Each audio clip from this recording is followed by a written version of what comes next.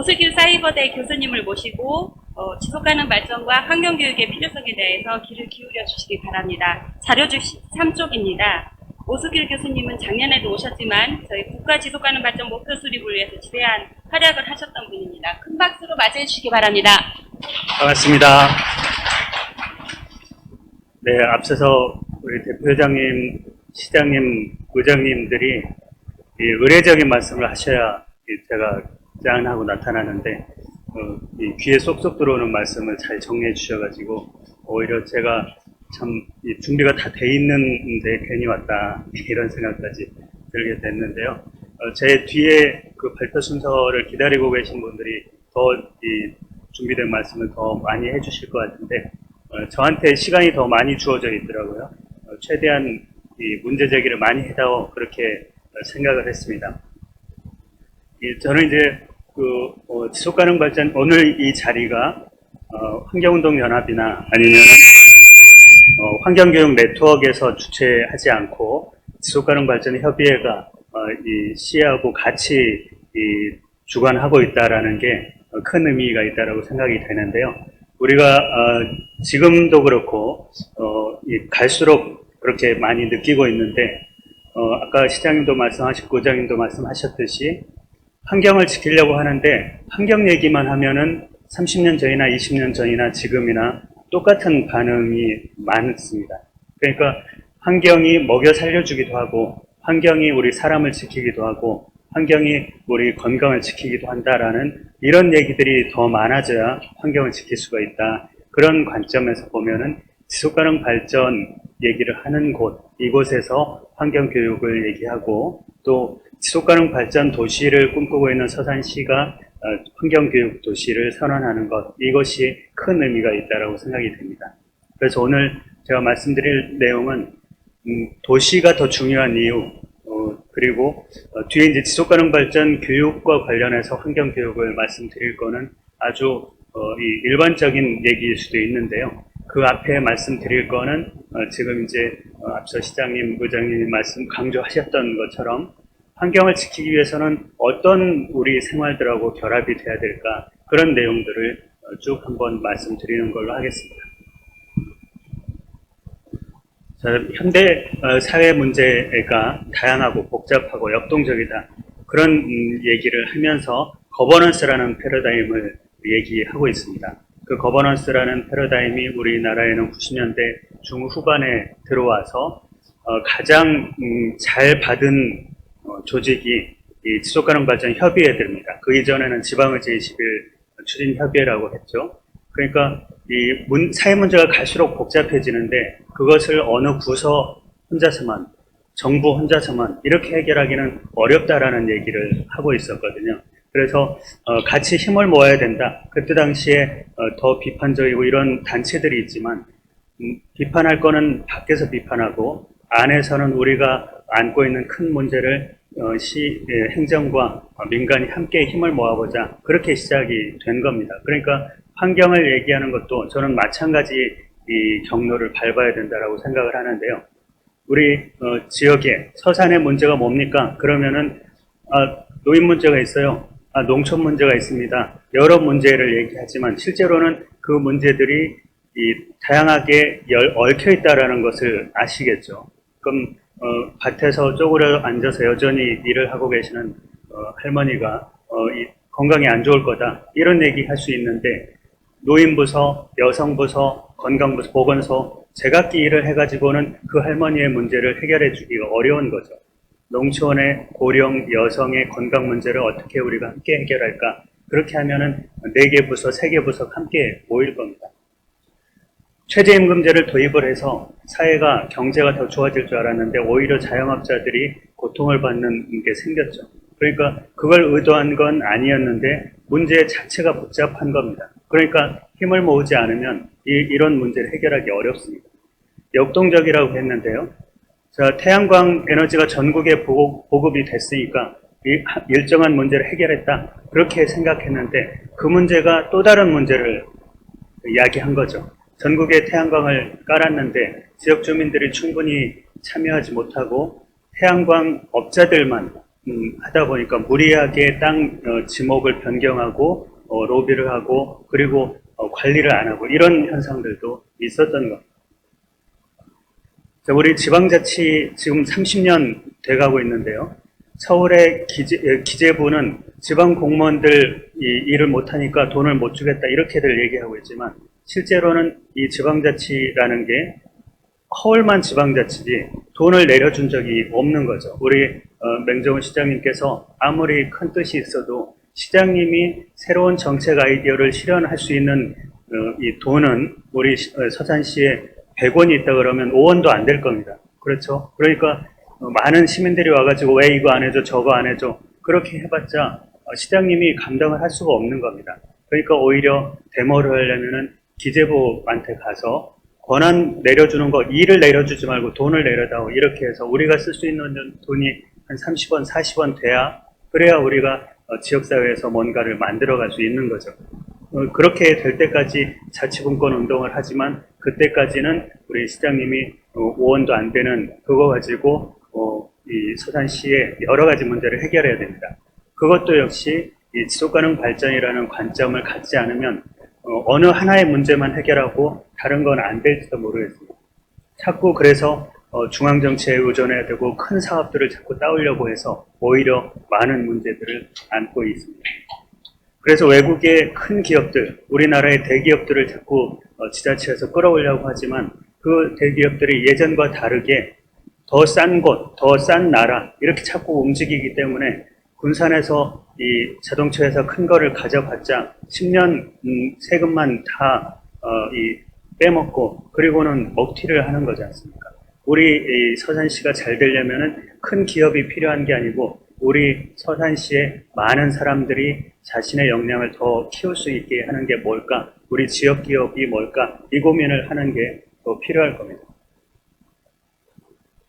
또 다른 예로는 경북 의성여고에서 방과후 학교를 했던 이분들이 컬링에서 전 세계 정상까지 오르게 된 거죠.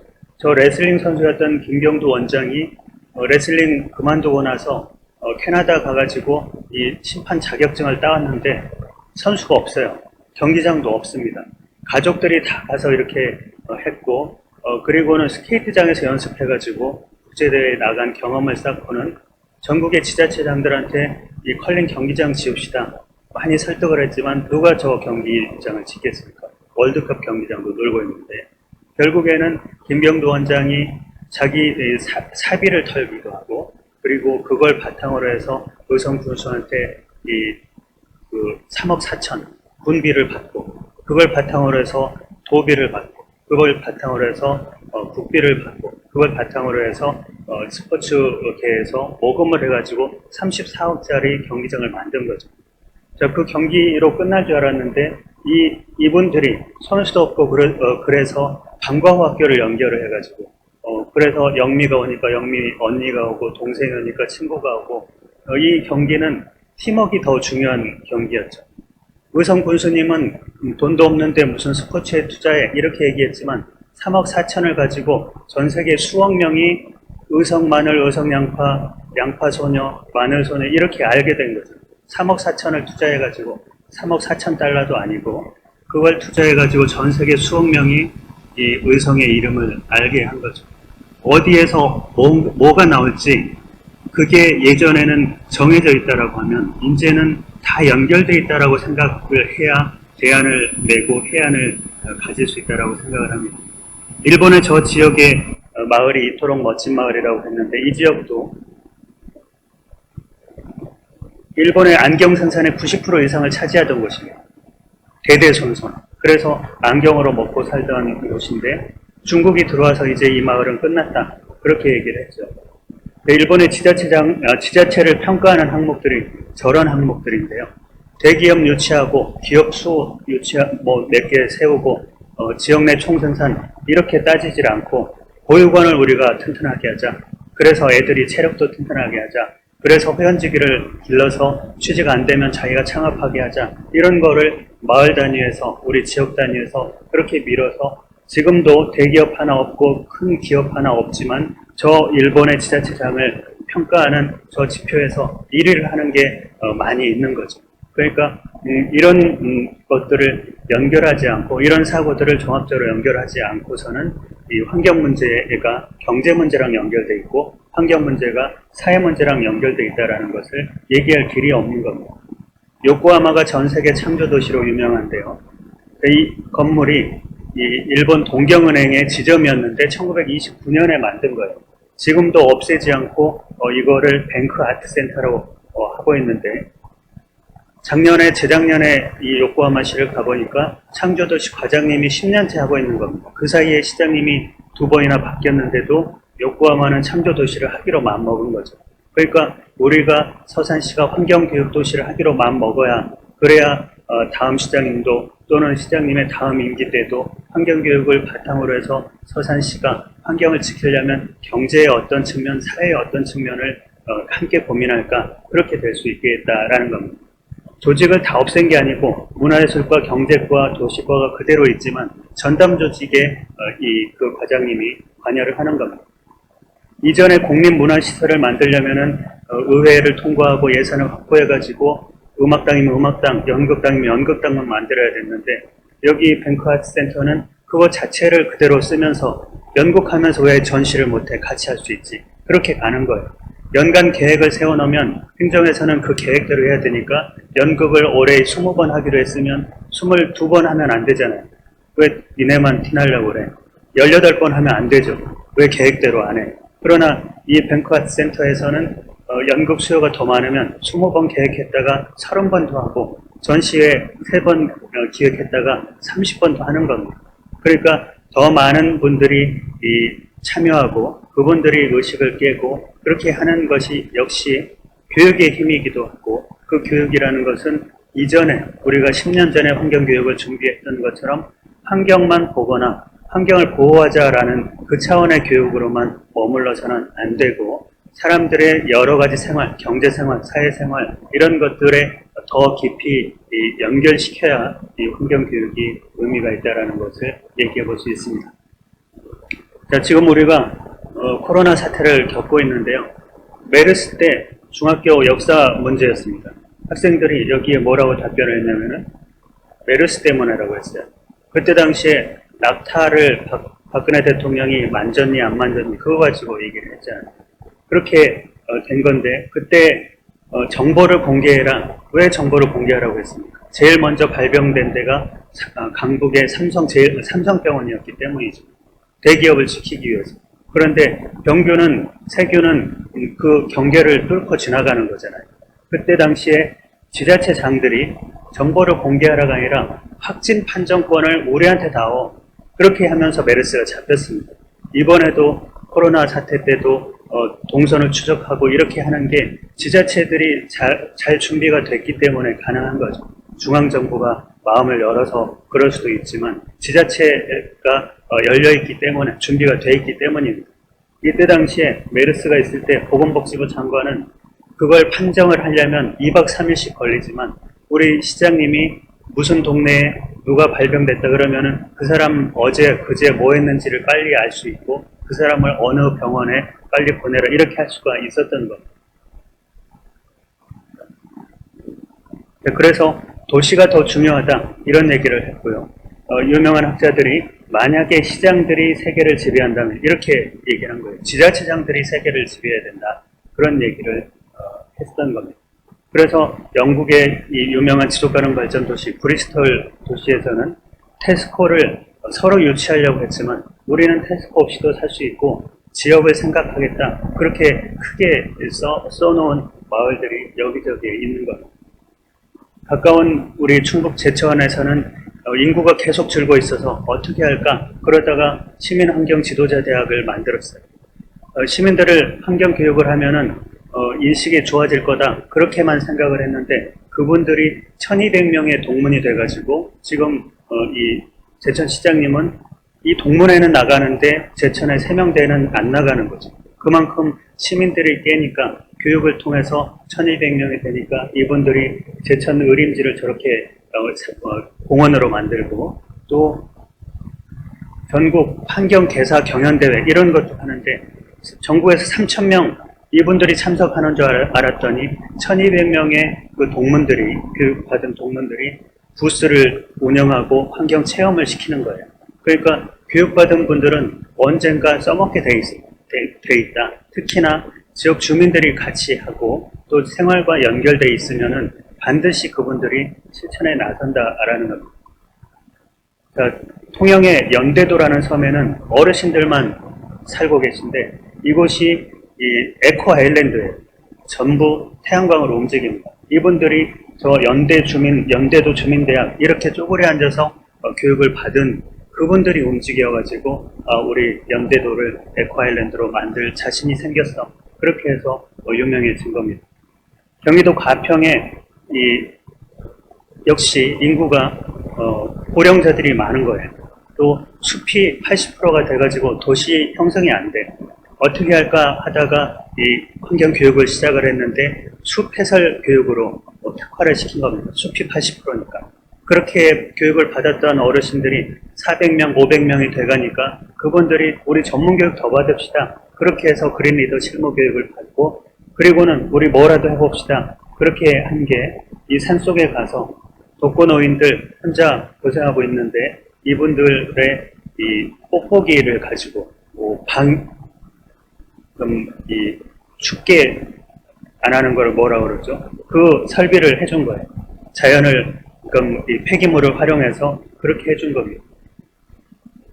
자, 큰 뜻이 있는 시장님만, 큰 뜻이 있는 국가만 움직이는 게 아니라 마을들이 움직인다라는 것을 이 전환도시, 전환마을이라는 이 토트네스라는 지역이 전 세계 수천 명의 네트워크를 갖고 있는데요. 자, 전형적인 중세 유럽 마을 같이 생겼죠. 사람들이 모이는 한가운데 이 시민 광장을 만들어 놓고 또 저기 보시면 연구소가 이코노미 센터가 아니라 리코노미 센터죠. 시민들이 모여서 늘 고민하는 거예요. 이 광장의 한 구석에는 실제 우리가 전력을 얼마나 썼고 태양광을 얼마나 만들었고 그리고 우리가 절약한 CO2는 얼마다 그것을 매일 볼 수 있게 합니다. 정원을 만들기도 하고요. 자, 여기가 중심가인데 차도 다니고 사람도 잘 다녀요. 복잡하지도 않고 그렇습니다. 지역화폐도 만들었는데 이걸 10수년간 써왔습니다. 제가 기념으로 지폐도 가져왔었는데 작년 말에 토트네스 이 지역화폐를 없애겠다고 이 큰 토론회를 하는 그게 이제 제 메일링 리스트에 왔어요. 여기가 드디어 실패하나 이렇게 생각을 했는데 세미나 결과가 뭐였냐면은 이제는 우리 지역화폐가 우리한테 너무 익숙하게 정착이 됐기 때문에 지폐를 더 만들지 말고 다 전자화폐로 바꾸자. 그렇게 하는 회의였던 겁니다. 이 가게 이름이 Not Made in China예요. 이곳에서 파는 거는 지역에서 다시 회수한 거, 지역 주민들이 만든 거, 그걸 가지고 만드는 겁니다. 중국에서 싼 거 안 들여오겠다. 그렇게 하는 거죠. 이 롯 홉킨스라는 사람이 이 전환마을 운동을 이끌었던 분인데요. 2006년도에 경제 위기가 있는데 중앙정부는 아무것도 안 해주는 거예요. 영국 중앙정부. 그래서 이분들이 2001년부터 준비했던 게 뭐냐면은 석유 시대가 끝나면 우리가 과연 살아남을 수 있을까? 미리 준비해야지. 그렇게 준비했던 것을 2006년부터 실현해낸 게 전환마을 운동이에요. 식량 문제, 생계 문제, 주택 문제 8개 주제에 걸쳐서 프로젝트를 직접 주민들이 만든 겁니다. 환경교육으로 시작했을지라도 생활을, 마을을, 도시를 바꾸는 그런 효과를 낸 거라고 생각이 듭니다. 자, 지금까지 말씀드린 것처럼 연계하는 방법, 연계하는 사고 이런 게 필요하다라고 했는데요. 이게 미국의 심리학자들이 하는 이 교양 수업에 1학년 수업에 늘 한 게임이에요. 닭이 있고 소가 있고 풀이 있는데 서양 출신의 80~90%는 닭하고 소를 먹습니다. 분석적인 거죠. 동물, 식물. 그런데 동양의 80~90%는 소하고 풀을 먹어요. 왜냐하면 소가 풀 뜯어 먹는 거라고 생각을 하기 때문에. 그래서 우리는 늘 이 직관적인 사고, 관계 위주의 사고, 통합적인 사고를 해왔던 것을 우리가 알고 있지 않습니까? 그래서 지속가능 발전이라는 이 개념은 환경교육에서도 모든 것이 연결되어 있다라는 이런 교육으로 정착될 수 있는 그런 힘을 가졌다라는 거죠. 저 밑에 있는 꽃을 서양의 8, 90%는 집단 2에 넣어요. 집단 2하고 가깝지. 동양의 8, 90%는 집단 1로 넣습니다. 서양 출신들은 밑에를 보고 줄기가 고든 식물 그렇게 구분을 하지만 우리는 저 꽃을 보면은 머리 있고 몸통 있고 팔이 붙어 있네 그렇게 보는 거예요. 그러니까 우리의 앞으로의 환경 교육이라는 것은 이렇게 통합적으로 생각할 수 있는 것, 종합적으로 사고할 수 있는 관점을 넣는 걸로 바뀌었으면 한다라는 겁니다. 작은 것이 아름답다라고 해서 규모의 경제를 더 이상 하지 말자, 적정기술을 하자 얘기했던 슈마어라는 경제학자를 기리는 이 슈마어 칼리지라는 곳이 아까 말씀드린 토트네스 지역에 있는데요. 자, 여기에서 어떤 교육을 하냐면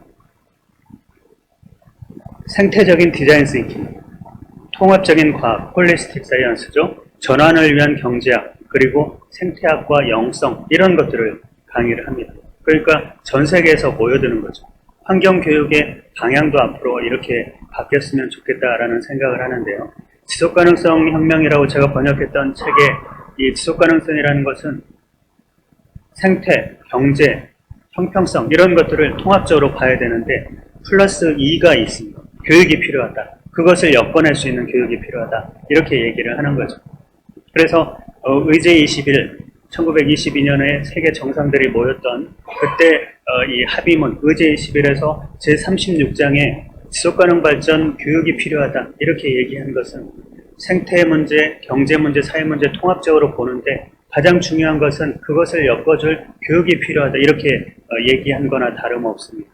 그래서 그것을 이행하기 위한 UN 차원의 지속가능 발전 10년의 교육 이것을 2014년까지 하기도 했고요. 이 교육의 중점적인 것들을 보면은 대중적인 인식을 구축시키자 그리고 여러 가지 생활 문제를 해결하자 그렇게 나와 있고요. 또 이 ESD의 지속가능 발전 교육의 특성 보면은 지역적인 의사결정 또 지역을 잘 지키자는 청지기 정신 이런 것들이 더 강조되어 있는 것을 볼 수 있습니다. 그래서 지속가능 발전 교육 또 지속가능 발전이라는 관점에서 환경교육이라는 것은 저런 관점에서 참여적인 의사결정, 지역적인 의미, 그리고 다양한 교육수단 이런 것들이 필요하다라는 거고요. 그리고 사물을 볼 때, 우리 문제를 볼 때 통합적인 렌즈, 비판적인 렌즈, 변혁적인 렌즈, 맥락을 알 수 있는 렌즈 그런 렌즈를 가지고 사회를 볼 수 있게 하는 교육 그리고 교육의 결과가 그런 렌즈를 갖는 시민을 만드는 것 그렇게 보자라는 겁니다. 2014년 이후에도 UN 차원에서 계속 지속가능 발전 교육을 이끌고 가고 있는데요. 그 지속가능 발전 교육이라는 것이 통합적인 정책 또 국제적인 지역적인 지식의 통합 지역적인 토착적인 이런 문제 여전히 강조를 하고 있습니다. 그래서 그 이후에 그런 격차 인식과 교육의 격차를 어떻게 줄일까 이런 움직임으로 지금 UN 차원에서 계속 진행하고 있는 거고요. 또 2015년에 만들었던 UN 지속가능 발전 목표 4번 목표가 지속가능 발전 교육 목표인데 그 중에 4.7번 목표가 지속가능한 생활 양식, 시민교육, 민주시민교육, 또 이 세계 시민교육, 성평등 교육 이런 것들을 통합시켜서 교육하자라고 얘기를 하고 있습니다. 이 모든 문제에 환경 문제가 걸리지 않는 게 없는 거죠. 이런 다양한 그 수단과 연계를 통해서 환경 교육을 진행하면 좋겠습니다. 그래서 마지막으로 생각해 보면 지금까지 말씀드린 거는 환경 교육이라고 할 때도 지속가능 발전 교육이라고 할 때도 환경 교육에는 어떤 교육이 포함되어야 됩니다. 지속가능 발전이라는 것은 어떤 개념이에요? 이런 거는 지속가능 발전에 대한 교육이고 환경에 대한 교육이지 않습니까? 그런데 지속가능 발전을 위한 교육이나 환경을 위한 교육이라고 하면은 환경이나 지속가능 발전이라는 단어를 쓰지 않아도 자연스럽게 내 생활과 여러 문제 속에서 환경의 중요성을 느끼게 하는 것. 그게 지속가능 발전 교육, 환경을 위한 교육이 아닐까. 앞으로 우리 환경교육 도시 서산시가 이런 교육을 주도하고 또 더 창의적인 내용들을 개발하기를 희망하면서 이상 마치겠습니다. 고맙습니다. 네, 감사합니다. 네, 오수길 교수님 말씀 잘 들었습니다. 이어서 충청남도 환경교육도시 추진 방향에 대하여 충남 환경교육 네트워크 김문옥 사무처장님의 사례 발표가 있겠습니다. 김문옥 사무처장님은 환경교육 박사과정을 수료하고 충청남도 지난해 충청남도 환경교육도시 선언에 대한 실무를 담당하셨습니다. 환영의 박수를 모시겠습니다.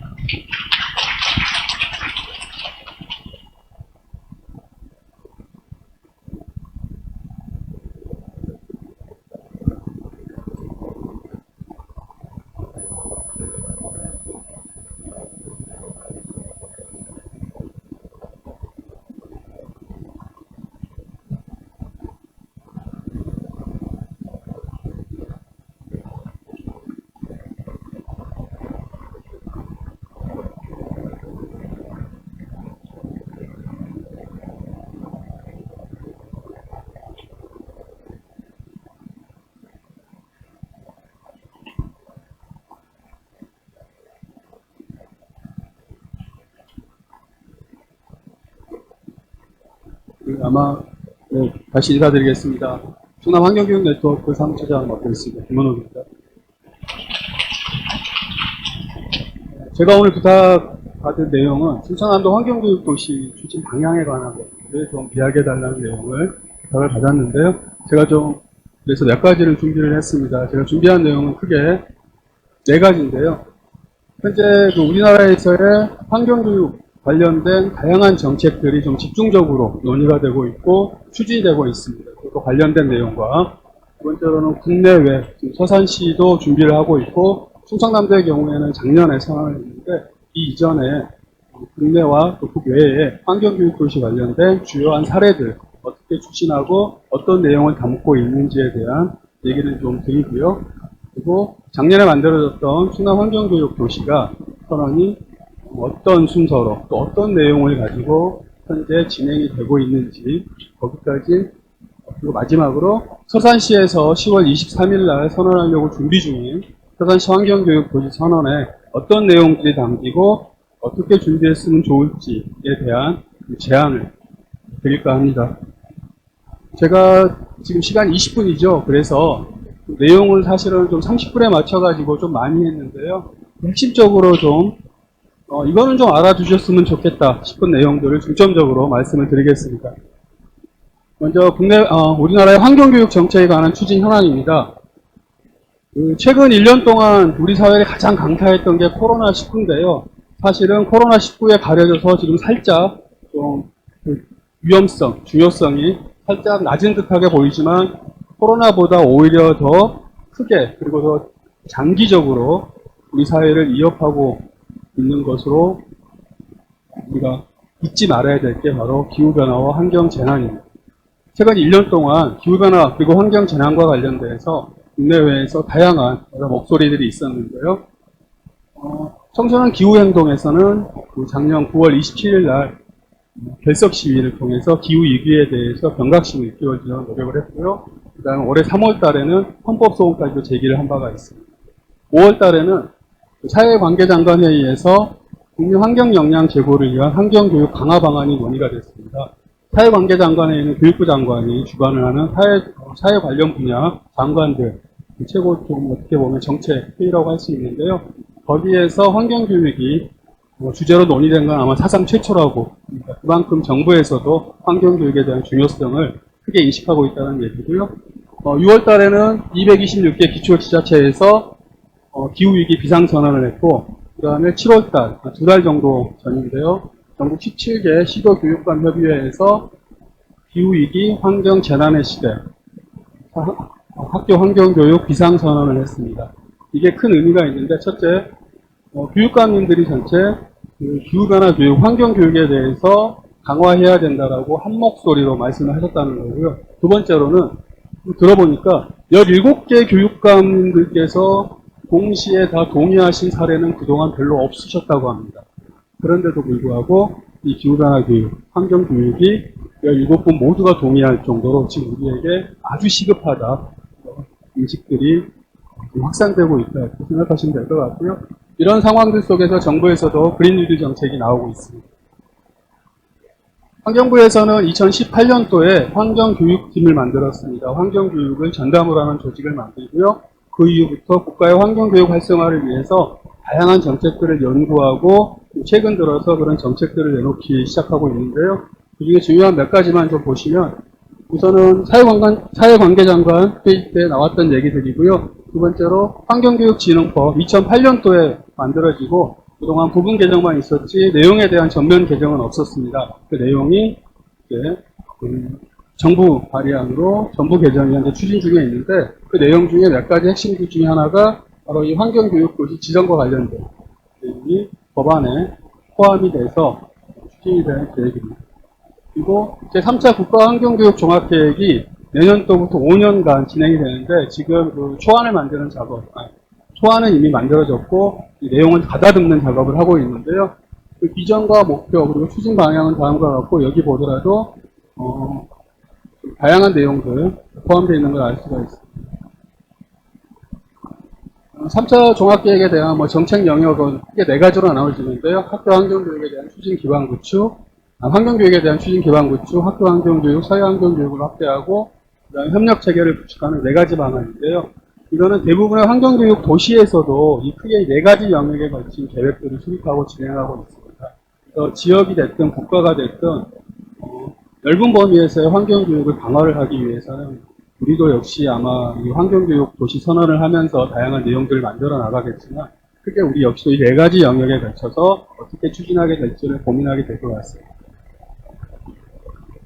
그리고 마지막으로 최근에 환경부 그리고 정부에서 중점적으로 추진하고 있는 추진하고 있는 정책 중에 하나가 환경교육도시 지정제입니다. 환경교육도시, 지역, 광역 또는 기초 도시를 환경교육도시로 지정을 하고요.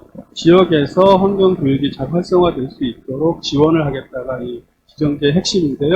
아까 말씀드린 환경교육진흥법 개정안을 통해서 올해 중으로 이제 법안에도 담으려고 노력하고 있고요. 이 환경교육 도시를 지정받은 지자체에 대한 행정적, 재정적 지원을 하려고 노력하고 있습니다. 2020년 올해죠. 7월 달부터 이제 각 지자체를 대상으로 해서 내년도에 시범 사업을 참가할 지자체를 모집을 했고요. 광역이 6군데, 기초가 10군데가 신청을 해서 최종 본선에는 광역이 4군데, 기초가 4군데가 현장 심사를 거쳐서 최종 광역 2개, 기초 2개가 내년 이 사업의 시범 사업으로 선정이 돼서 진행될 계획인데요. 이제 심사는 끝난 걸로 알고 있고요. 광역 2군데는 충남과 부산, 그리고 기초는 아마 성남과 수원이 지정될 걸로 예상되고 있습니다. 지정계획 아까 말씀드린 대로 이렇게 되고요. 이 지정계획 보시면 이 환경교육도시를 지정을 받기 위해서는 총 16개 평가 지표에 따라서 심사를 받게 되는데요. 이게 크게 비전과 또 환경교육을 할 수 있는 기반 마련을 하는 게 9개 지표가 있고요. 그 다음에 환경교육 계획. 환경교육 도시를 선언만 하고 끝나는 게 아니라 이 선언을 뒷받침할 계획을 수립하게 되는데요. 이 계획 수립이 얼마나 잘 되어 있고 이행과 평가가 얼마나 잘 되어 있냐가 나머지 7개 지표가 선정되어 있습니다. 그래서 환경교육 도시로 지정을 받게 되면 이런 인센티브를 주려고 준비하고 있다고 합니다. 두 번째로 이제 국내외 환경교육 도시 현재 추진 현황에 대해서 몇 가지 사례만 말씀 좀 드리겠습니다. 우리나라에서는 총 6군데 지자체에서 환경교육 도시를 선언을 했는데요. 광역으로는 서울시, 그리고 부산시, 충청남도 이렇게 3군데가 환경교육 도시 선언을 했고요. 기초 단위에서는 수원시, 성남시, 안산시 이 3군데에서 선언을 했습니다. 선언이 가장 빨랐던 도시가 수원시고요. 그 다음에 가장 최근에 했던 곳은 안산시와 충청남도, 부산시가 환경교육 도시 선언을 했습니다.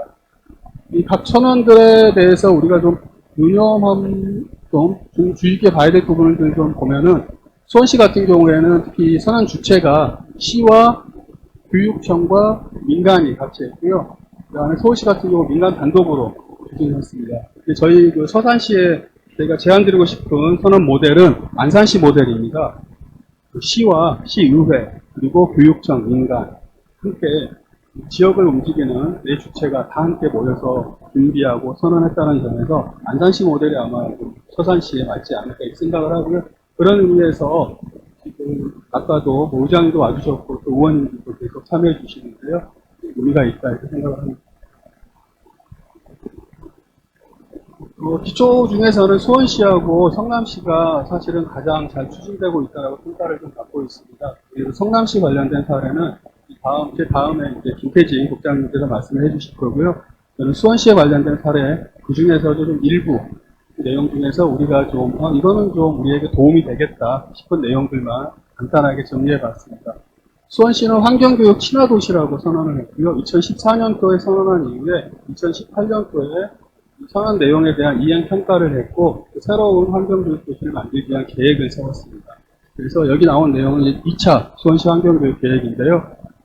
이 중에서 좀 기존의 여러 가지 선언들이나 계획들이 앞으로 어떻게 하자라는 그 비전과 방향성만 제시하지 구체적인 목표 설정을 하고 그 목표를 제시한 게 좀 약했거든요. 수원시 같은 경우에는 이 목표에 보시면 빨간 글씨로 되어 있는데 정량적인 목표를 구체적으로 제시를 했습니다. 모든 시민의 20%가 환경 교육을 받을 수 있게 하겠다는 정량 목표를 설정을 했다는 점이죠. 수원시의 좀 특징이 있고요. 그 다음에 추진 주체가 행정, 민간, 교육. 이거는 좀 다른 데와 비슷한 것 같은데요. 이따 다시 말씀드리겠지만 행정도 간단하게 뭐 주무부처인 뭐 환경과 차원에서 참여하는 게 아니라 25개 부서 모두와 그 다음에 사업소와 동, 주민센터까지 참여하는 그런 단위로 참여를 하게 되고요. 민간 같은 경우에도 환경교육 네트워크 차원에서 수원시에 있는 환경교육과 관련된 시민단체 거의 모두가 참여하고 있습니다. 그리고 교육도 지원청 외에 각급 학교까지 다 주체로서 그리고 이 계획 이행을 진행하는 실제 실행 단위로서 참가하고 있다는 게 수원시 환경교육 도시의 특징이고요. 2019년도에 기초자료조사와 그다음 추진위원회 구성 그리고 초안을 만들고 교육위원회 안건 상정한 이후에 계획이 만들어졌는데 이 중에서 제가 말씀드리고 싶은 내용은 시민 의견 수렴을 통한 설문조사를 실시했다는 것 그리고 지역의 환경교육과 관련된 100인의 여러 이제 사람들을 모아서 100인 원탁회의를 개최를 했다는 것 이게 좀 수원시 환경교육도시 선언을 할 때 특이한 점이고요. 중요한 점이고요. 이 중에서 가장 중요한 특징 두 가지가 이 원탁회의를 통해서 여러 가지 사업에 대한 추진 중점 순위를 결정을 했다. 그리고 두 번째가 과제별로 아까도 말씀드렸지만 과제별로 구체적인 시행 주체들을 선정을 했다는 것. 이 두 가지가 수원에 있어서 특징을 할 수 있겠습니다. 한 가지씩 말씀을 드리면 총 63개 사업 중에서 21개 사업을 선정을 했고요. 이 21개 사업에 대해서도 1위부터 22위까지 100인의 원탁회의를 통해서 어떤 걸 가장 중점적으로 우선적으로 추진해야 될까를 결정을 했습니다. 우리가 계획을 만들다 보면 이것도 하고 싶고 저것도 하고 싶고 그래가지고 계획을 굉장히 많이 만들잖아요. 나중에 가서 막상 실행하려고 보면 이것도 못할 것 같고 저것도 못할 것 같고 해서 결국은 제대로 추진되지 못하는 경우들을 많이 보는데요.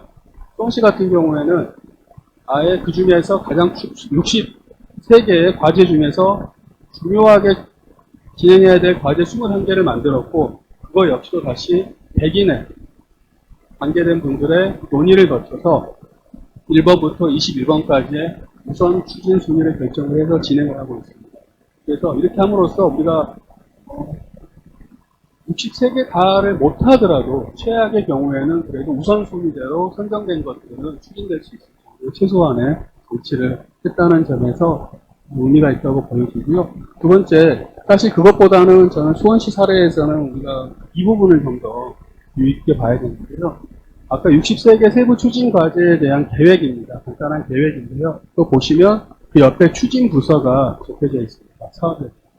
환경정책과라든가 기후대기과 같은 경우는 일견 당연해 보이는데요. 당연한 것처럼 보이는데 그 밑에 보시면 4번에 동네방네 환경교육 확대 과제 보시면 동단위 환경교육 운영을 하는데 이거를 동 차원에서 운영을 할 수 있도록 실행 주체를 지정을 했습니다. 화서 이동, 메탄 이동 이렇게 해서 이 주체가 기존에는 우리는 시청의 부서라든가 또는 환경교육하는 단체나 기관, 뭐 교육청 이 정도만 추진 주체로 생각하고 있는데 그렇게 하지 않고 아주 구체적인 이 사업을 실제로 할 수 있는 단위들을 추진 주체로 만들어서 이 사업이 실제 실행될 수 있도록 계획을 수립했다는 점이 수원시 계획에서는 가장 중요한 특징이다 이렇게 생각이 듭니다. 해외 사례는 많이 들어보셨겠지만 이번에 니시노미아 사례가 있습니다. 2003년도에 거의 아시아에서 최초 환경교육 도시를 선언을 하고 추진을 한 사례인데요. 내용 및 주요 특징은 좀 넘어가고요. 제가 이 니시노미아 사례를 가져오면서 이거 정도는 서로 공유했으면 좋겠다 싶은 내용만 간단하게 말씀을 드리겠습니다. 첫 번째가 바로 이 참여 조직인데요. 이 니시노미아에서는 환경교육 도시를 추진하기 위해서 총 5개의 참여 조직들을 만들었습니다. 그 중에서 특히 세 번째 환경계획평가회의라는 조직이 있는데 이 조직은 민간과 행정과 교육청과 전문가로 구성된 조직인데 이 환경교육 도시 사업이 제대로 추진되고 있는지 평가하는 계획에 있어서 수립도 중요하고 시행도 중요하지만 또 못지않게 또는 또 계획의 상태를 좌지우지하는 것 중에 가장 중요한 게 평가라고 생각하는데요. 그 부분에서 저희도 서산시 환경교육 도시 선언을 준비하고 구체적인 내용을 준비할 때 평가에 관한 내용들을 중점적으로 고민을 해야 되겠다. 제안을 좀 드리고요. 그 다음에 이 니시노미아 사례 중에서 좀 괜찮은 두 번째 사례는 총 8개의 환경 목표를 만들었습니다. 목표를 만들고요. 그 영역이 배움, 참여, 협동 이렇게 총 8개의 영역을 만들고 각 영역별로 영역의 목표를 설정을 했습니다. 그리고 나서 이거를 지역의 주체, 환경교육과 관련된 지역의 세 주체, 학교, 행정, 중요한 건 기업이 들어가 있습니다. 그리고 구체적으로 세부 활동 내용이 학교에서는 이 영역의 목표를 달성하기 위해서 어떤 행동, 어떤 일을 해야 되는지를 구체적으로 이렇게 제시를 하고 있습니다. 예를 들어 보면은 학교 같은 경우에는 산, 강, 바다나 같은 시설에서 자주적으로 환경학습을 진행합니다. 이런 식으로 학교를 실제 할 수 있고 또 해야 되는 구체적인 사례를 제시하고 있다는 점에서 니시노미아시 사례가 이런 부분을 저희가 좀 한번 주의 깊게 볼만하다 이렇게 생각이 듭니다. 나머지 영역 세 번째, 네 번째 영역들 그리고 다섯 번째, 여섯 번째 그리고 마지막 여덟 번째 영역까지도 다 학교라든가 시민, 지역 행정들 각 단위별로 구체적인 행동 지침을 만들어서 시행하도록 하고 있다는 점이 니시노미아 사례에서의 가장 중요한 특징 중 하나입니다. 충남 환경교육 도시선언과 관련된 내용 말씀을 드리겠습니다. 충남 환경교육 도시선언에서 제가 서산시 환경교육 선언을 만들 때 좀 참고했으면 좋겠다 싶은 핵심 내용 몇 가지만 말씀드리면 그 중에 하나가 이 추진 경과입니다.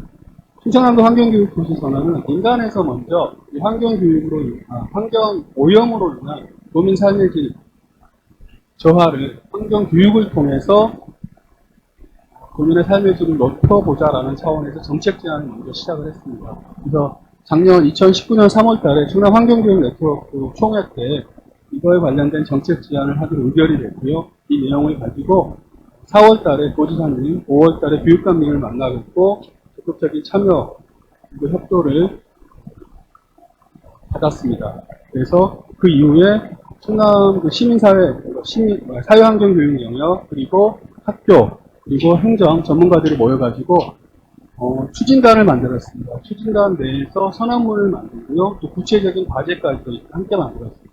근데 사실 지금도 여기 추진단 분들이 지금 와 계시지만 실제로 추진단 단위에서 선언문과 구체적인 계획을 만들기는 좀 어려운 측면이 있습니다. 그래서 저희는 그거를 추진 실무팀을 다시 추진단 산하에 좀 각 단위의 실무 책임자들로 구성을 했습니다. 4명으로 구성을 했고요. 그 4명이 선언문과 세부 과제를 만들었고, 이거를 추진단 회의를 통해서 내용을 가다듬어서 선언문과 세부 계획이 만들어졌습니다. 충남 환경교육 도시선언은 이런 배경과 또 필요성 하에서 만들어졌는데, 결국은 환경 오염 그리고 환경 재난으로 인한 도민 삶의 질 저하를 교육을 통해서 도민들이 스스로 이 문제를 해결할 수 있는 능력을 갖춰주자. 이게 바로 환경교육 도시선언을 하게 된 주요 목적이라고 할 수 있겠고요. 선언문 내용은 다음과 같습니다. 총 5가지 선언을 했고요. 이때 밑에 좀 잘렸는데요. 같이 선언한 주체로는 충청남도 도지사, 그다음에 교육감, 그리고 충남 환경교육 네트워크 이 세 주체가 공동으로 선언하고 공동으로 확인을 했습니다. 세부 내용은 다음과 같습니다. 비전과 슬로건, 목표를 이렇게 잡았는데요. 특히 목표는 3가지로 잡았습니다. 환경교육 도시선언을 구체적으로 이행하기 위해서 환경교육의 토대를 좀 확충해야 되겠다. 도민의 환경수양을 함양시켜야 되겠다. 그리고 지속가능한 충남을 위해서 이를 만들기 위한 환경교육의 역할을 좀 강화시키겠다. 3가지가 주된 목표를 잡았고요. 이 비전과 목표를 실현시키기 위해서 4가지 영역에 걸쳐서 31개 세부 과제를 만들었습니다. 4가지 영역은 환경교육 기반 강화 영역, 학교 환경교육 강화 영역, 사회 환경교육 강화 영역, 그리고 환경교육의 역할 강화, 이 4가지 영역으로 구별을 했고요. 각각 9개에서 7개씩 해서 총 31개 세부 과제가 이렇게 수립이 되었습니다. 과제 내용은 넘어가도록 하겠습니다. 그리고 나서 충청남도에서 작년에 이제 이 환경교육 선언이 이루어지고요. 세부 과제가 만들어졌는데 이 세부 과제들을 어떻게 잘 추진할 수 있을까에 대한 연구 결과 연구를 했고요. 그 연구가 올해 7월까지 진행이 됐습니다. 연구 결과 연도별로 총 2021년부터 2025년까지 총 6년간 어떤 과제들을 추진할지에 대한 이 로드맵이 나왔고요. 그리고 1단계부터 시작해서 2단계, 3단계, 4단계, 5단계까지 단계를 나누어서 이 환경교육 도시를 추진을 하자 해서 각 단계별로 중요한 목표와 그리고 중요한 과제들을 선정을 했습니다. 현재는 지금 컨트롤 타워와 실행 체계를 구축하는 작업들이 좀 하고 있고요. 그리고 장소 기반 그리고 사람 기반, 프로그램 기반들에 대한 기반 구축을 하고 있는 사업들을 시작하고자 준비하고 있습니다. 그리고 마지막으로 이 환경교육 도시라는 게 민과 관과 교육청이 함께 선언을 했기 때문에요. 구체적인 추진 주체가 누구냐라는 문제가, 그리고 이 추진 주체가 불명확한 걸로 인해서 추진이 어려울 수가 있어서 추진 체계를 명확하게 이렇게 만들었습니다. 그래서 환경교육 환경교육 사업단을 만들고요. 사업단 산하에 충남에 있는 광역과 기초환경교육센터 9개를 실행 주체로서 포함시키고요. 이 사업단에는 교육청과 충청남도 그리고 민간이 공동으로 참여를 해서 사업단을 구성을 하는 걸로 만들었고, 이 사업단은 충남 조례에 의한 법정 조직으로서 책임과 권한을 갖고 추진 체계를 구축을 했습니다. 주체별로 역할을 이렇게 만들었고요. 그다음에 총 2025년까지 예산 수입 계획을 이렇게 만들었습니다. 예산을 보시면 환경교육 기반 강화 예산이 굉장히 좀 많은데요. 이 환경교육 기반 강화 사업 중에서 환경교육 연수원을 건립하는 게 들어가 있어서 그 연수원 건립비가 포함이 되어 있어서 예산은 그쪽이 좀 가장 많은데요. 나머지 학교라든가 사회, 그리고 역할 강화에 대한 예산들도 이렇게 반영을 할 계획을 가지고 있습니다. 끝으로 서산시 환경교육 도시 플랜을 만들고 그다음 세부 계획을 만들고 추진을 할 때 좀 이거 정도, 이 3가지 정도는 좀 다 같이 좀 유의를 해서 만들었으면 좋겠다 라는 제안을 좀 드릴까 합니다. 첫 번째로는 선언만 하고 끝날 게 아니라 이 선언 내용이 실제로 구체화되고 그 구체화된 내용이 시민의 삶을 개선시키는 데 도움이 될 수 있도록 선언 내용을 구체화하고 그 시행을 담보할 수 있는 계획을 만드는 게 필요하다. 그러기 위해서는 조례라든가 그다음에 이런 법적인 준비도 필요하다. 이런 제안을 많이 드리고요. 두 번째로는 그 사업 전체를 민관 그리고 교육청 모두가 함께 참여해서 공동으로 컨트롤할 수 있는 컨트롤 타워가 좀 필요하다. 마지막으로는 선언 내용이 실제로 우리 지역 주민들, 시민들이 고쳐야되겠다고 생각하는, 시민들에게 필요하겠다고 생각하는 그런 내용들로 시민들에게 직접 와닿을 수 있는 내용들을 구체적인 계획이라든가 선언을 만드는 게 필요하겠다. 3가지 내용을 제안을 드리겠습니다. 제가 준비한 내용은 여기까지입니다. 감사합니다. 네, 고생하셨습니다.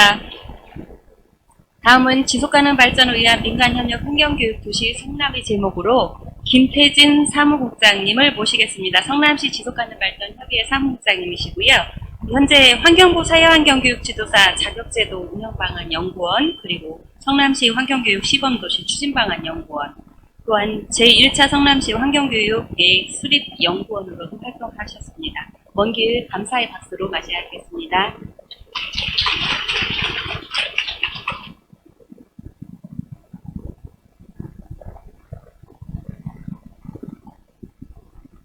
예, 성남시 지속가능발전협의회 사무국장 맡고 있는 김태진이고요. 제가 성남 환경교육 네트워크의 운영위원장을 겸하고 있습니다. 그래서, 제가 이제 요청받은 사항을 저희 성남시에서, 어떤 방식으로 이제 환경교육 도시 이런 걸 추진했는지 이런 거에 대해서 좀 얘기를 좀 들어달라고 해서 부탁을 왔습니다. 예. 우선 이제 간단하게 성남시 저희 현황을 좀 말씀드리면요.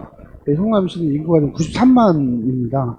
예산도 3조 2천억에서 정도로 굉장히 많은 예산을 갖고 있는 좀 되게 규모가 큰 도시입니다. 근데 실제로 면적은 좀 작아요. 경기도에서 1.3% 정도밖에.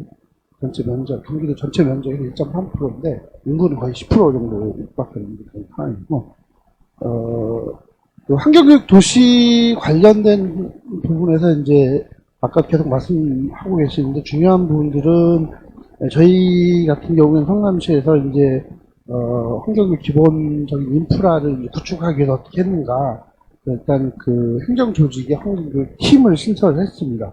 그리고 조례를 제정했고 거기에 맞춰서 환경교육 종합 계획을 수립을 했습니다. 이제 그런 과정에서 환경교육 도시를 저희가 2016년도에 선언을 하는 게 그런 거고, 저희가 현재 이제 환경교육 관련해서 주로 하고 있는 거는 이제 유치원서부터 성인들까지 좀 생애주기형의 환경교육을 만들기 위한 여러 가지 프로그램들을 현재 실행하고 있고, 지속가능 발전 교육과 더불어서 갈 수 있도록 여러 가지 일들을 좀 하고 있는 그런 상황입니다. 그래서 이런 것들을 통해서 저희가 환경교육 도시 성남으로서의 어떤 역할 이런 것들에 대해서 좀 할 수 있도록 좀 노력을 하고 있는 그런 상황입니다. 네. 저희 이제 기본 환경교육 시설들은 사실은 인구 대비나 저희 예산 대비해서 이렇게 많은 편은 아니에요. 저희가 환경교육을 실질적으로 하고 있는 이제 환경교육 시설은 3개밖에 없고 관련 시설을 좀 있긴 있는데 사실 다른 데에 비하면 수원이나 이런 데는 굉장히 수도 적고 그런 편이긴 한데 어쨌든 이제 관련된 이 시설들이 좀 이렇게 있다라고 하는 거고, 저희가 이제 중요하게 생각하는 거는 기초 환경 교육 시설들이 있거든요. 소각장이라든지 하드체전. 이게 왜냐면 저희가 이제 학교 환경 교육을 할 때 학교에서 지역을 우리 지역, 내 지역을 알아야 된다 이렇게 생각하고 있기 때문에 그런 부분들에 대해서 소각장이라든지 이런 걸 직접 찾아가서 교육하고 이런 부분을 되게 저희는 좀 많이 하고 있는 편이거든요. 그래서 그런 부분들을 통해서 이제 우리 지역의 문제 이런 것들을 좀 느끼고 알 수 있어야 된다라고 생각했기 때문에 그래서 기초 환경교육 시설이라고 하는 부분을 좀 강조를 하고 싶어서 이렇게 넣었습니다. 그리고 아까 말씀드린 것처럼 이제 생애주기형 환경교육을 유치원 어린이집에서 찾아가는 기후변화, 그다음에 이제 저희가 이제 초등학교 4학년 같은 경우가 학교 수비라든지 시설, 아까 말씀드린 그런 시설 이런 걸 필수적으로 4시간을 일시하게끔 하고 있는 상황입니다. 그래서 나머지는 필수적인 부분은 아니긴 하지만 어쨌든 선택적으로 할 수 있겠고, 중학교 같은 경우에는 저희가 한 30학급 정도 갔거든요.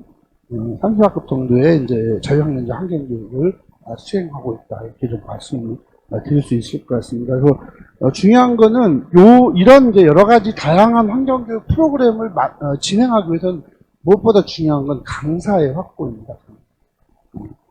저희가 이제 초등학교 4학년이 이제 필수 이수제를 하고 있는데 4시간을 하거든요. 근데 저희가 300학급 정도 돼요. 성남시 전체 학급이 4학년이 300학급인데 그러면 이 300학급을 4차시를 수행하기 위해서 저희가 이제 45명의 강사를 꼭 위촉을 해요. 매년. 예를 들면 이제 올해도 위촉을 했는데 올해는 사실은 코로나 때문에 이제 교육 자체는 진행이 안 되긴 했지만 어쨌든 매년 한 45명 정도의 강사를 뽑아서 위촉을 하고 4학년을 돌리거든요.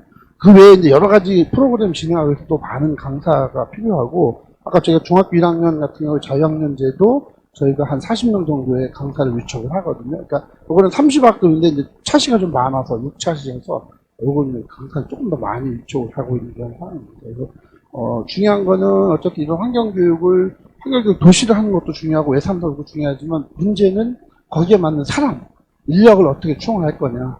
강사들이 있어야지만이 이런 프로그램을 돌릴 수가 있기 때문에 이런 부분들을 어떻게 만들어낼 건 굉장히 좀 중요한 문제가 아니겠나 이렇게 좀 생각이 됩니다. 네, 그리고 저희 성남시에는 지금 현재 이제 9개 기관에서 19개의 우수 환경교육 프로그램 인증이 좀 진행이 되고 있습니다. 그래서 저희가 이제 환경교육이 사실은 행정만 하는 게 아니고 민간에서 이렇게 굉장히 많이 활발하게 하고 있다라고 좀 말씀드릴 수 있을 것 같고요. 한 가지 요거는 좀 특이한 프로그램이 있어서 제가 좀 참고로 넣었습니다. 그래서 코로나 때문에 비대면 프로그램을 좀 진행하고 있는 건데, 그 맹산 환경생태학습원에서 주로 했던 건데, 예를 들면 이제 뭐 집콕 목공이라고 해서 목공 재료를 이제 드라이브 스루로 나눠주고, 그럼 그걸 집에 갖고 가서 이제 자기가 이제 만듭니다. 그 만든 거를 뭐 사진이나 영상으로 이렇게 올리는 이런 거고, 이걸 한 5번 정도 나눠서 이렇게 1차에서 그걸 해고, 그 다음에 그 후기를 쓰면 2차에 참여할 수 있는 기회를 줘요. 그러면 1차, 2차, 3차, 4차, 5차 정도까지도 해서 이렇게 좀 하고 있는 그런 프로그램을 좀 진행하고 있고, 그 외에도 이제 뭐 그 QR코드 이런 걸 활용을 해서 그냥 그 비대면으로 강사가 없이 저희가 이제 QR코드를 이렇게 찍으면 그 내용들에 대해서 설명하는 내용을 할 수 있거든요. 그래서 활동지를 받아가지고 그 활동지에다 그 내용을 그 들은 내용을 써면 이제 선물을 주는 이제 그런 방식으로 이렇게 하고 있기도 합니다. 네. 이건 이제 아까 참고로 말씀드린 거고요. 어쨌든 중요하게는 이제 환경교육을 하기 위해서 이제 그 조직과 인력들이 있어야 되는데, 저희가 그 환경교육 팀은 인원 많지는 않아요. 3명이긴 한데, 이게 이제 예를 들면 수원 같은 경우 7명이라고 하더라고요. 근데 수원시 같은 경우는 다른 업무들, 예를 들면 이게 환경 보호 업무라든지 뭐 보전 업무 이런 것도 같이 하는 팀이에요. 그 환경교육팀. 근데 저희 성남시 환경교육팀은 순수하게 환경교육 사업만 진행하는 팀입니다. 그래서 인원이 많지는 않지만 어쨌든 환경교육을 중심적으로 하고 있다라고 말씀드릴 수 있을 것 같고, 그리고 저희 민간 차원에서 성남 환경교육 네트워크가 16개 기관하고 단체들이 저희 네트워크를 구성을 해서 이런 힘들을 같이 좀 모으고 있고, 그 다음에 환경교육 센터라든지 시설 이런 부분들이 같이 좀 맞물려 돌아가면서 저희 환경교육 도시를 만들어내고 있다라고 말씀을 드릴 수 있을 것 같습니다. 세부적으로 좀 말씀을 드리면, 아까 말씀드린 것처럼 이제 제일 중요한 이제 기반과 제도를 어떻게 만들어 나갈 거냐 이렇게 하는 부분인데, 저희가 여러 가지 활동들을 통해서 환경교육팀을 만들고, 그 다음에 조례를 만들고, 그 다음에 이제 저희 1차 환경교육 계획을 만들어내면서 저희가 또 환경교육을 위해서 계속 추진을 하고 있다라고 말씀을 드릴 수 있을 것 같습니다. 그래서, 환경교육 조례에 의해서 이제 환경교육위원회가 구성이 되고, 환경위원회가 최종적으로 환경교육 종합계획, 환경교육 계획을 수립하고 거기에 대한 인준을 해줘야 되는 그런 상황이기 때문에, 그런 기본적인 뭐 제도라든지 이런 것들은 뭐 필요한 부분이기 때문에 오늘 여기 뭐 추진단이라고 말씀하셨는데, 여러분이 아마 그런 순서대와 절차 뭐 이런 것들 참고하시면 될 것 같습니다. 이건 저희가 이제 2016년도에 환경교육 도시를 선포했던 그런 이제 사안입니다. 발족 선언문인데, 저희가 당시에 그 환경교육 도시를 선언한 데서 좀 많이 염두에 뒀던 거는 이제 마을 중심 뭐 이런 것들 좀 많이 고민을 많이 신경 많이 쓰긴 했는데, 실제로는 이제 마을보다도 학교 환경교육을 좀 많이 하게 되긴 했는데, 이제 처음 생각은 좀 마을에 하고 좀 연계되는 걸 좀 많이 하고는 싶었는데, 사실은 지금 솔직하게 말씀드리면 마을보다는 학교 환경교육에 사실 더 많이 신경을 쓰고 있는 그런 상황입니다. 그게 아마 저희가 그 환경교육이 이제 4학년이 필수 이수제가 되면서 학교 환경교육을 굉장히 많이 하게 됐어요. 그래서 4학년이 필수 이수고 5학년이나 6학년 같은 경우는 선택이거든요. 근데 거의 한 반 정도, 그러니까 거의 한 100에서 150학급 정도가 하거든요. 그래서 이런 부분들이 좀 하다 보니까 아무래도 마을 이런 거보다 학교 환경교육 하는데 굉장히 많이 좀 투자하게 되는 그런 배경이 되지 않았나 이렇게 좀 생각을 하고 있습니다. 그 외에도 뭐 여러 가지 뭐 찾아가는 환경교실이라든지 뭐 특별 강연, 민간 환경교육 사업 지원이라든지 이런 식으로 해서 지역이 했고, 이런 것들을 맞추면서 아까 제가 말씀드린 것처럼 생애주기형 환경교육이 추진될 수 있도록 저희가 그렇게 좀 하고 있습니다. 그래서 이거는 뭐 그 관련된 사항, 사진이나 뭐 이런 것들이나 자료들 좀 많이, 자료들 좀 참조하시면 좋을 것 같고요. 또 이제 바이오블리지 행사 제가 하고 있는 사항이고, 올해는 이것도 못했습니다. 저희가. 네, 코로나 때문에. 네, 그 외에 이제 환경교육 한마당도 매년 하고 있고, 올해 환경교육 한마당 어떻게 좀 비대면으로 온라인으로 좀 해볼까 좀 고민하고 있는데 어떻게 될지 잘 모르겠습니다. 그 외에 뭐 환경이나 행사라든지 이런 여러 가지 행사들을 통해서 하고 있고, 아까 제가 말씀드린 것처럼 환경교육 하기 위해서 제일 중요한 부분은 강사, 인력을 어떻게 만들어낼 거냐, 이게 제일 중요하다라고 생각하고, 이런 부분들을 통해서 이제 사실은 이제 학교 환경교육이나 아니면 필수 이수 이런 부분들이 진행이 되겠다 이렇게 좀 생각하고 있습니다. 네, 또 비슷한 같은 내용이고, 네. 이거는 이제 저희가 해가는 과정에서 이제 어떻게 협치를 했는지 이 사항을 담은 얘기인데, 이게 환경교육팀이 신설이 되면서 파트너십 회의를 구성을 해서 지금 여러분들이 하신 추진다 이런 것처럼 회의를 구성을 해가지고 했고 기획단 운영하면서 이 과정들을 좀 만들어냈다라고 말씀을 드릴 수 있을 것 같고, 그 외에도 현재는 이제 관련된 그 학교들의 그 커리큘럼들 학년별로 좀 다르기 때문에 그런 부분들 하고 이 교육청하고 행정하고 민간하고 같이 계속 그 개발 회의라든지 이런 것들을 계속해서 좀 진행을 하고 있다라고 말씀을 드릴 수 있을 것 같고, 이거는 저희가 이제 뭐 환경교육뿐만이 아니고 지속가능 발전 교육까지도 하기 위해서 하고 있고, 특히 제가 아까 말씀드린 중학교 같은 경우는 되게 좀 그 부분에 대해서 되게 중점을 맞추고 있어서 6차지로 구성이 되어 있는데, 주로 이제 지속가능 1차 시간에 지속가능 발전의 개념이라든지 이런 걸 설명하고 거기에 맞춰서 이제 뭐 에너지, 뭐 기후변화 이런 식으로 쭉 해서 편성을 하고 그렇게 하고 있습니다. 그래서 초등보다는 좀 중학교에다가 이제 그 지속가능 발전에 대한 내용들을 좀 많이 교육하고 있다라고 말씀을 드릴 수 있을 것 같습니다.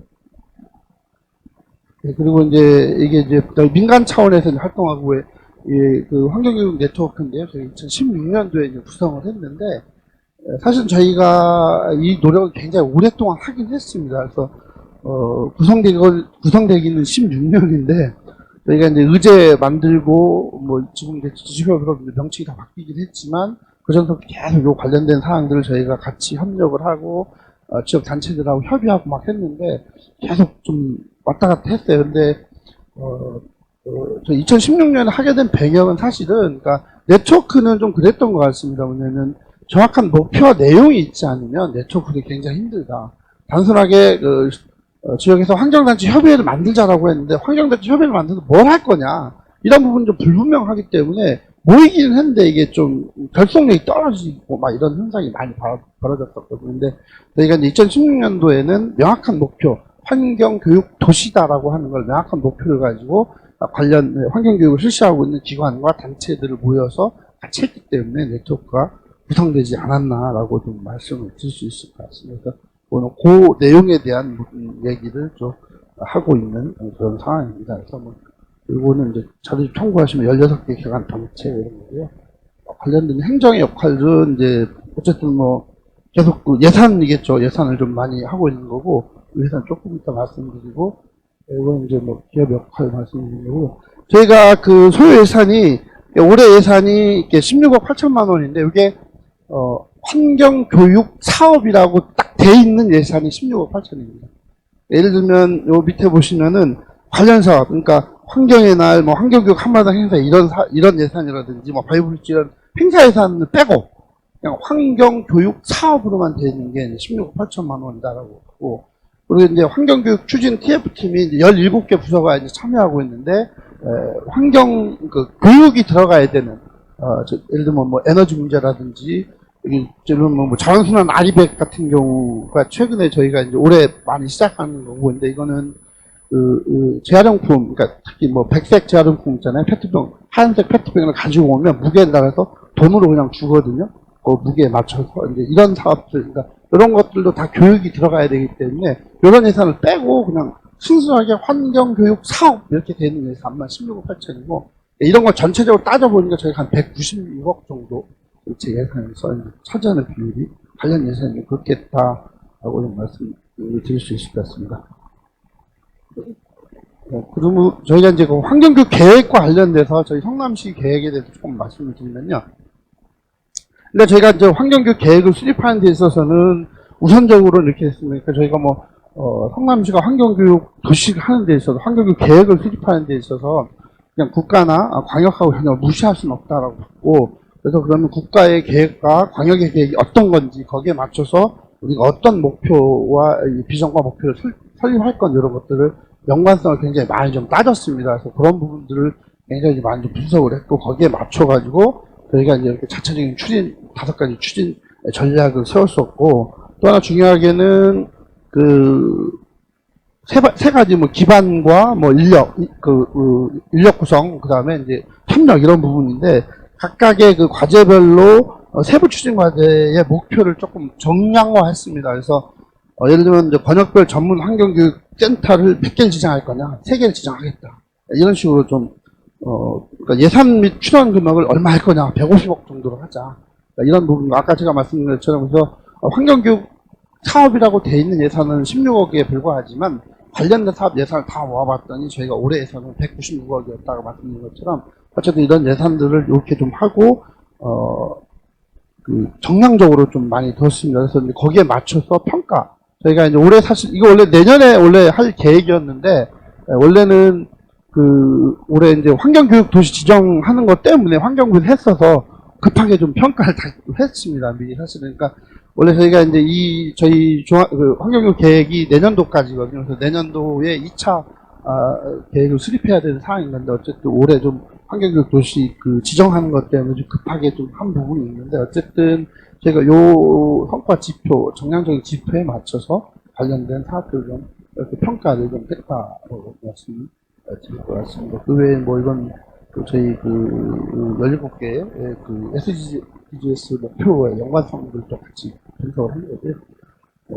저희 이제 관련돼서 아까 말씀드린 것처럼 저희가 이제 올해 내년까지 이제 환경교육 계획이 내년도에 종료가 되기 때문에 내년도에 2차 계획 수립하기 위한 그런 준비를 지금 하고 있습니다.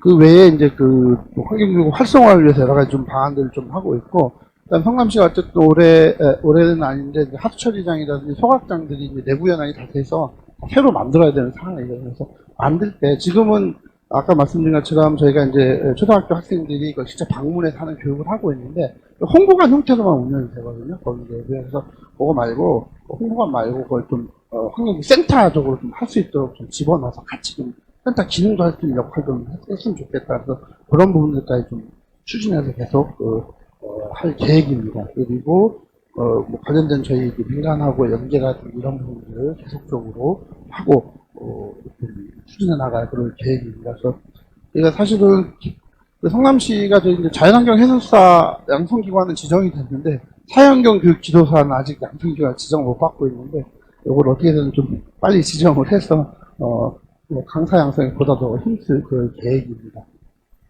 이상 마치도록 하겠습니다. 감사합니다. 네, 감사합니다. 아주 생생하다고 그럴까요? 예, 눈에 선한 이런 활동 모습을 보여주셨습니다. 중간에 쉴 틈새가 없이 그대로 진행을 했습니다. 긴 지루함에도 불구하고 굉장히 집중해 주시고 견뎌 주셔서 감사합니다.